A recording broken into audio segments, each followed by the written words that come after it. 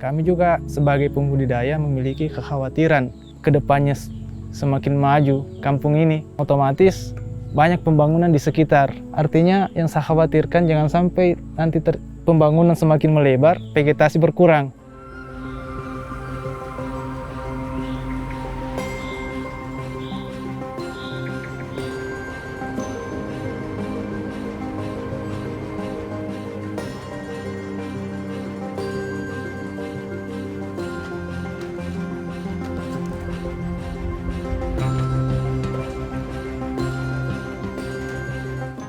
Selagi ada perusahaan di tempat kita ya, kenapa kita harus keluar kan? Ya, kita kan membangun desa juga.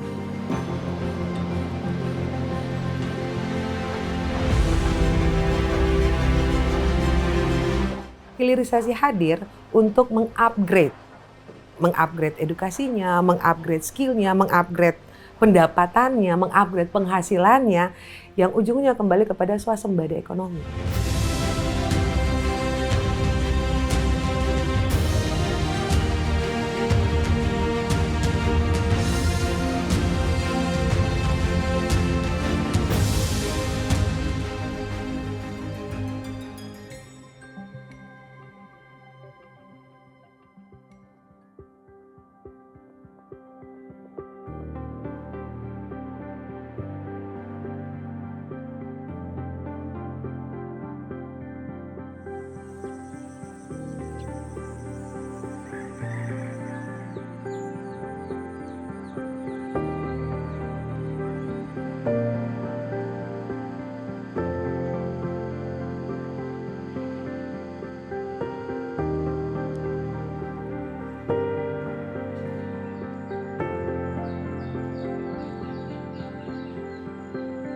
Saya mulai menggeluti untuk budidaya lebah trigona itu dari tahun 2022. Awalnya sebelum saya membudidayakan lebah trigona ini, saya mencoba madu dari teman yang kebetulan juga seorang pembudidaya lebah trigona. Saya coba untuk memasarkan madunya dan alhamdulillah ada respon yang baik dari masyarakat. Dan kemudian saya belajar secara otodidak dari video-video yang ada di sosial media. Alasan utama saya kenapa saya budidaya lebah trigona, artinya saya melihat iklim kondisi alam di Ponre ini sangat mendukung karena mulai dari vegetasinya masih cukup bagus, penyebab kepunahan karena kurangnya vegetasi. Usaha sebelumnya sebelum menggeluti budidaya lebah trigona ini jualan parfum, sampai sekarang juga masih berjalan, jadi saya menjalankan dua usaha sekarang, parfum dengan lebah trigona ini.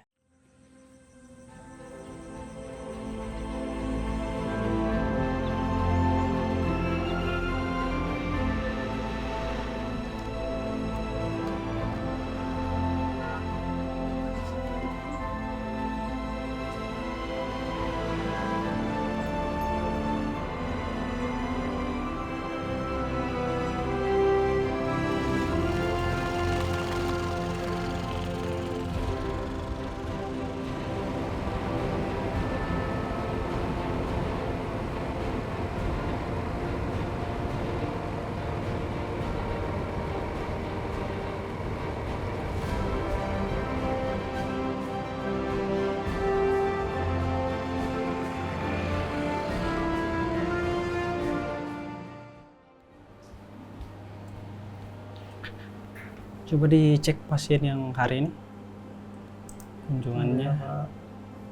Kunjungannya hari ini. Kunjungannya belum ada. Kemarin coba tanggal 17. Yang sakit berapa ya? Kemarin 1, 2, 3. sudah ada tapi belum dimasukkan berarti ya.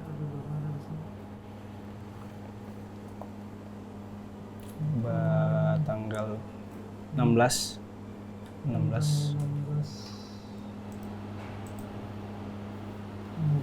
kemarin berapa orang? 14 orang. 14 orang ya. Oke. Kenapa saya ingin jadi seorang perawat? Karena dulu itu di desa saya itu tenaga kesehatan itu masih sangat minim. Jadi kalau kayak ada keluarga yang sakit, jadi manggil tenaga medisnya itu agak susah lah pada zaman itu. Sehingga saya berkeinginan untuk menjadi perawat, sekaligus juga jadi kalau ada keluarga saya yang sakit itu bisa saya langsung yang tangani tanpa harus memanggil tenaga medis dari puskesmas. Makanya saya mengambil profesi ini dan untuk membantu juga masyarakat yang memang kurang mampu, sehingga saya berkuliah di keperawatan sehingga saya bisa memberikan pelayanan kesehatan yang gratis juga.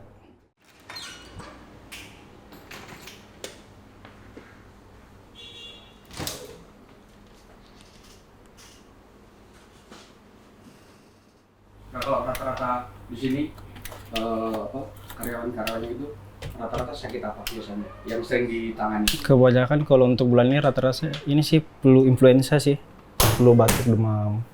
Biasanya kan batuk, ini lagi musim kayaknya. Obat-obatan apa saja yang ada di sini biasanya? Banyak sih Pak, rata-rata kayak obat flu, batuk, demam.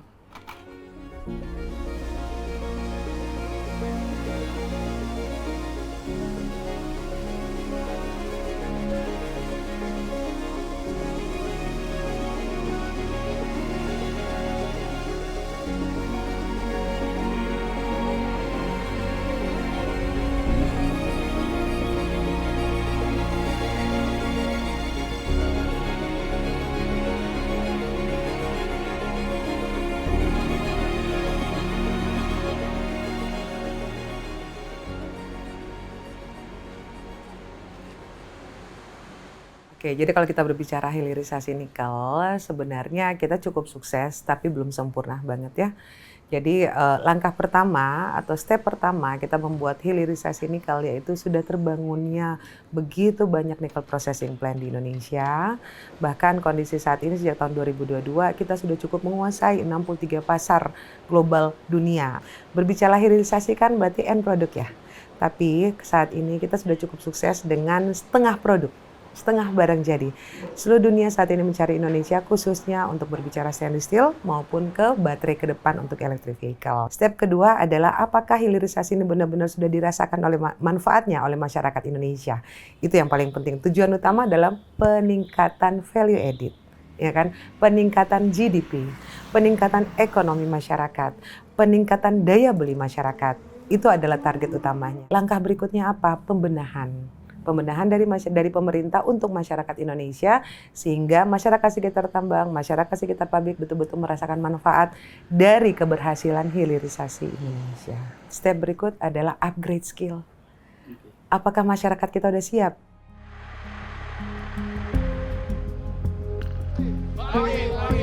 Luar biasa.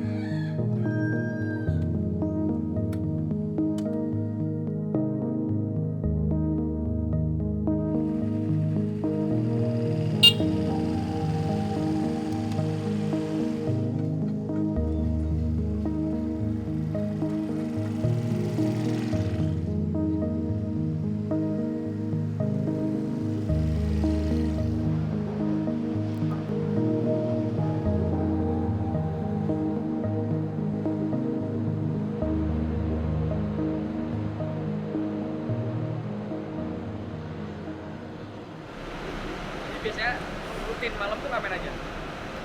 Ya sebenarnya dari awal sampai akhir seperti itu. Saya biasa cek temperatur bottom furnace, temperatur dinding furnace, sama apalagi pengecekan hose pendinginan air furnace seperti itu. Pengecekan itu ada standarnya gitu ya? Ada. Yang dijaga di sini? Di situ kita jaga suhunya, terus kita lihat apakah ada kebocoran. Yang sampai ada kebocoran hose pendinginan furnace itu yang resikonya tinggi. Kalau ngecek ini ngecek apa? Ini kan Bisa ke sana nggak? bisa. Saya boleh lihat itu. Ini kan selesai tapping. Produk kan nanti ladle diangkat di atas tilting saya, casting, baru dituang. Nanti kita bawa ke sini rotary, terakhir untuk dikeringkan, baru kemudian masuk di hopper ini, baru kemudian kita packing. Hasilnya produknya seperti ini. Kalau untuk kualitas sama ini, orang lab biasa yang datang ambil sampelnya, jadi kita sediakan sampel, nanti mereka datang dia bawa di lab. Kemarin ada lowongan dan mertua saya menyarankan saya untuk mendaftar sebagai OSDP pada saat itu tahun 2023. Kalau tidak salah saya mulai masuk bekerja ke tanda tangan kontrak 7 Maret 2023. Saya mulai tanda tangan kontrak dengan PT Cirene Geraha Indotama.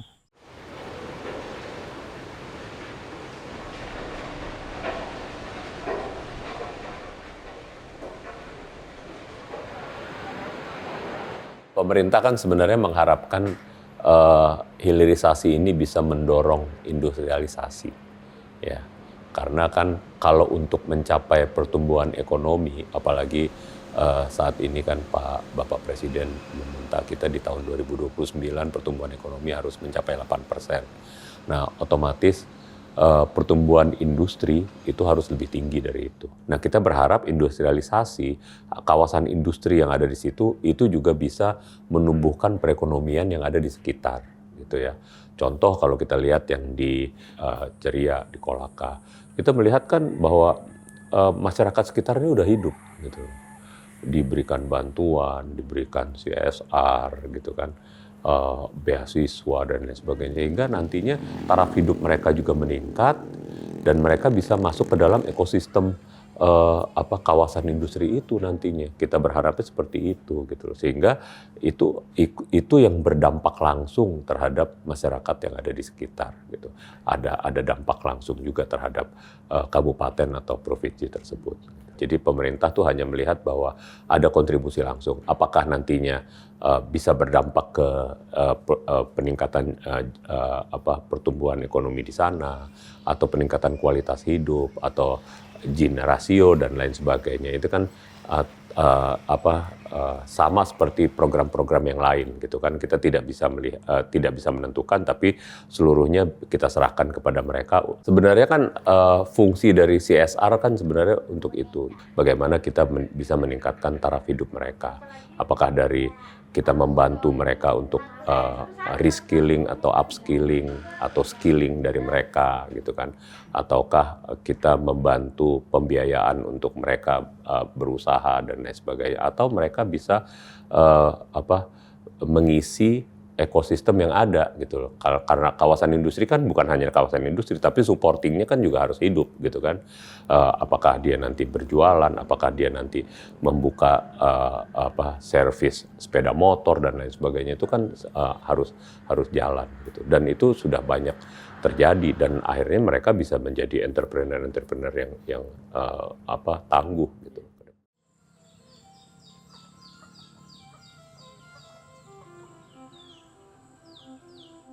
Biasanya panen berapa bulan sekali Bang kalau gini?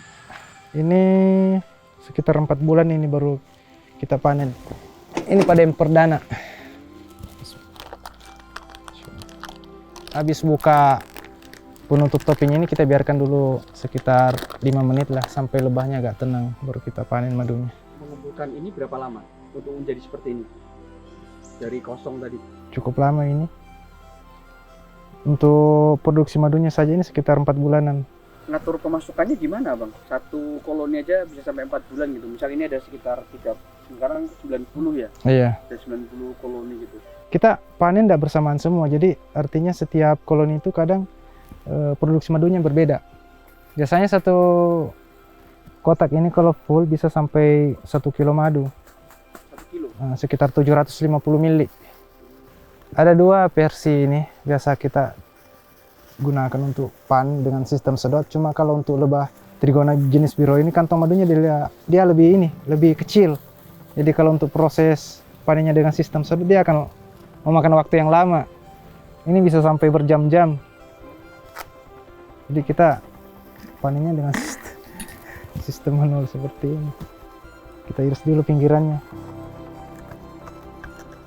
Jadi selain madu dia juga menghasilkan bipolen. Ini serbuk sarigunya. Apa tuh? Bipolen, bibrit. Jadi untuk perkembangan koloni sangat bagus untuk ini bipolen. Dan juga dia menghasilkan propolis. Ini kantong-kantong madunya kan kalau diekstrak jadi propolis dia. Propolis kan cukup bagus harganya. Bahkan Berarti lebih. dalam satu kotak ini ada 2 keuntungan ya Bang? Ada 3. Ekonomi, Pak? Ada 4 malah. Yang untuk ekonomi maksudnya? Untuk Malah banyak. Dari propolisnya, dari bipolennya, dari madunya, bahkan dari koloninya kita jual. Seperti itu.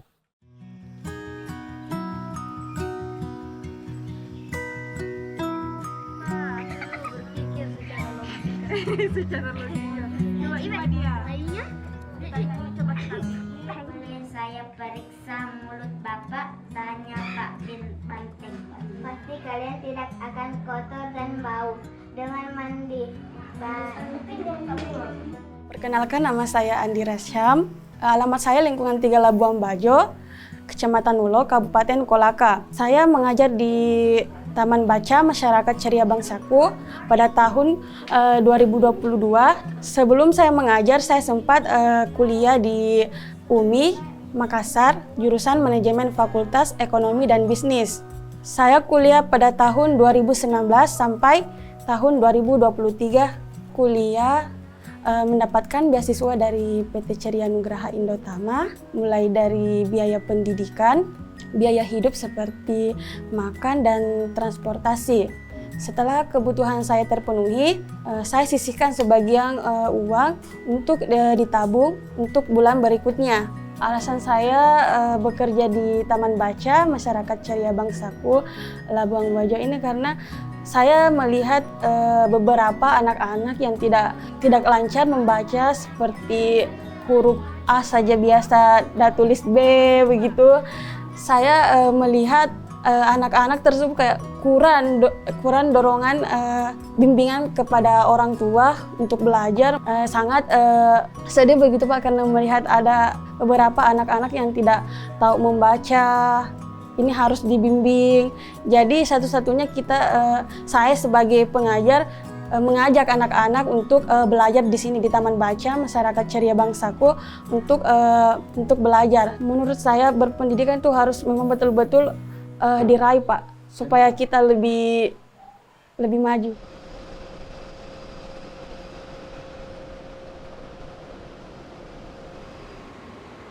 Bagaimana saya mencari sesuatu tapi tidak tersedia? Bagaimana perusahaan meng-hire seseorang yang sesuai kebutuhan? Bagaimana kita meng-hire daerah sekitar tambang yang ring 1 dulu kalau tidak mumpuni atau tidak tersedia skill yang dibutuhkan? Nah ini kan harus disediakan wadahnya dulu sehingga masyarakat di sekitar tambang betul-betul punya sesuatu sarana prasarana sehingga mereka bisa ikut serta dalam kepentingan perusahaan. Bukan sekedar kepentingan mereka. Kepentingan perusahaan mencari atau meng-hire seseorang sesuai kapasitas, kapabilitas yang dibutuhkan. Nah ini yang kadang-kadang terjadi rancu. Sehingga perusahaan didemo oleh masyarakat sekitar. Wah kenapa pakai masyarakat dari luar atau masyarakat luar daerah? Karena tidak tersedia apa yang dibutuhkan. Bagaimana menyediakannya? Sediakan sarana prasarana. Pemerintah harus hadir di sini. Karena kalau kita berbicara sarana prasarana kan bukan hanya kepentingan perusahaan, tapi kolaborasi antar perusahaan yang ada di daerah situ, karena bukan hanya satu perusahaan, kemudian dengan pemerintah daerah, bahkan dengan universitas-universitas yang ada di sana dikaryakan dong.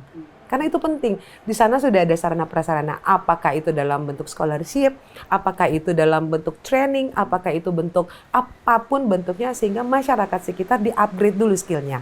Mumpuni dulu. Ya, nah ini hadirlah pemerintah daerah, kolaborasilah dengan perusahaan dan masyarakat sekitar sehingga tidak perlu lagi mencari dari tempat lain kecuali memang sudah tidak tersedia. Nah, itu kan sebenarnya bagus tuh. Jadi link and match-nya ketemu gitu loh. Hubungan dengan pemerintah dan industri juga. Iya.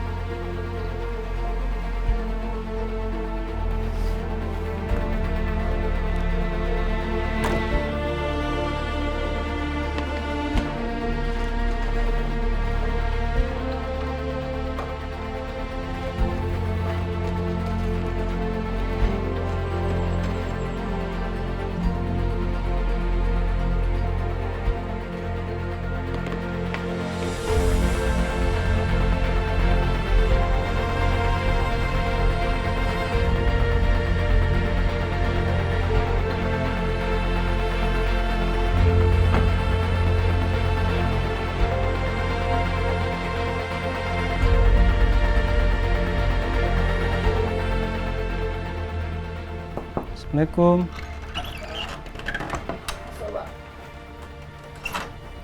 Selamat pagi, Pak.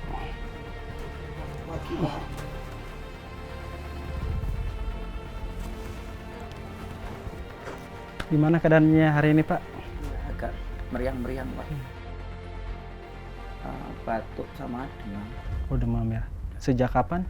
Sekitar sudah 2 harian ini. 2 harian ya. Udah ada minum obat belum? Sekali aja minum paracetamol, habis itu nggak minum, Pak. Oh iya, pagi ini masih demam ya? Lumayan, Pak. Oke, saya periksa dulu, Pak ya.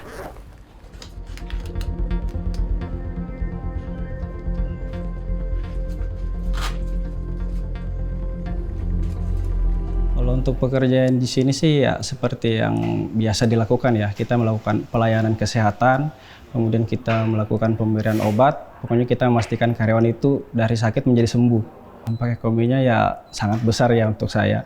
Pertama dari segi penghasilan yang bisa dibilang ya untuk kehidupan saya dan sehari-hari ya lumayan lah. Bisa membeli kendaraan sendiri, kemudian bisa untuk ditabung. Kemudian juga ya saya juga sempatlah membeli sebidang tanah ya. Kalau perusahaan sih biasanya mereka pasti mengutamakan yang ring 1 ya. Yang biasanya diutamakan ring 1. Kemudian kebetulan desa saya juga itu masuk ring 1 dan kemudian pada saat itu paramedik belum ada. Jadi saya paramedik pertama. Saya memasukkan berkas, kemudian lama setelah itu saya mendapat panggilan, kemudian melakukan interview, kemudian wawancara dan sebagainya. Kemudian setelah itu saya dipanggil untuk melakukan kontrak untuk bekerja di klinik PT Ceria. Dan selain itu juga saya bekerja karena memang kualitas saya, kemudian background saya sebagai paramedik yang sehingga masuklah dengan sesuai kriteria yang diminta oleh perusahaan sehingga saya bergabung pada klinik Ceria. Kalau mau dibilang perubahannya sih dari dulu ya sebelum ada Ceria sama ada Ceria pasti ada perbedaan. Dulu kan ya kerja itu susah pada zaman itu ya. Paling rata-rata dulu kan orang kerjanya kayak di hutan ambil kayu, bertani. Setelah adanya Ceria kan bisa dibilang banyaklah masyarakat yang kerja dan direkrut juga, pasti pertumbuhan ekonomi juga kan meningkat, pendapatan lah juga. Dengan adanya Ceria kan pasti butuh karyawan dari luar.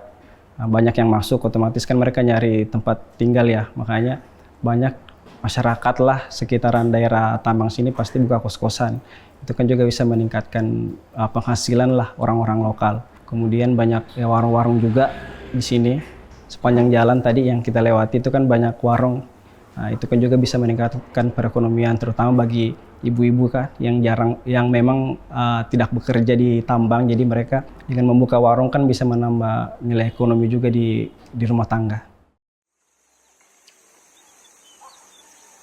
Sebenarnya begini, saya berpikir kalau untuk menjalankan budidaya, menjalankan usaha pembudidayaan lebah trigona, saya rasa fleksibel. Artinya bisa dijalankan kapan saja. Karena kita tidak repot harus kasih makan, seperti beternak kambing atau segala macamnya itu. Artinya kita cukup menyediakan vegetasi, kita melihat vegetasi sekitarnya mencukupi, ya aman. Kita budidaya lebah trigona bisa. Jadi sebenarnya untuk perkembangan khususnya di Kecamatan Wolo ini selama ada PT Cironegoro Utama, alhamdulillah saya lihat sangat pesat perkembangannya. Mulai dari masyarakat yang sudah ada, yang sebelumnya tidak ada usaha kos-kosan, bahkan di pelosok-pelosok di ini sudah ada kos-kosan. Selama saya bergabung sebagai mitra binaan Ceria, saya dulu memiliki cuma koloni sekitar 30-an. Alhamdulillah sekarang sudah 90-an koloni. Dan hasil sebagian dari penjualan madu, saya bisa belikan motor, saya bangunkan rumah walaupun ya alhamdulillah sederhana. Itu semua dari sebagian dari hasil penjualan madu. Saya memang sudah beberapa kali bekerja, tapi untuk namanya skill untuk khususnya di smelter, di furnace saya belum punya. Jadi selama saya bergabung di PT Cironegoro Utama, khususnya di CMP, saya sudah mempelajari beberapa skill, utamanya di feed area dan di packaging.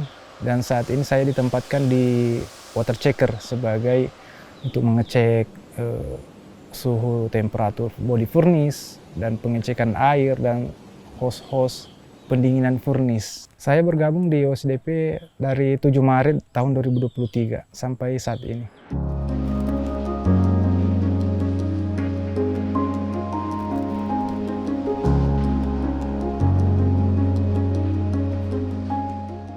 Sejauh mana smelter merah putih ini bisa berkompetisi dan bisa menghadapi kondisi aktual saat ini, dari harga yang semakin turun dengan kos produksi yang semakin naik, dan bisa berkompetisi dengan smelter-smelter besar yang sudah berdiri, ya kan? Dan sejauh mana kapasitas kekuatannya itu harus didukung oleh pemerintah. Mereka tidak boleh berdiri sendiri yang ada di smelter merah putih ini. Ini bisa menjadi contoh bahwa Indonesia mampu, Indonesia bisa membangun satu pengolahan sendiri tanpa ada campur tangan asing dengan kekuatan kita sendiri karena kita yang menguasai bahan baku.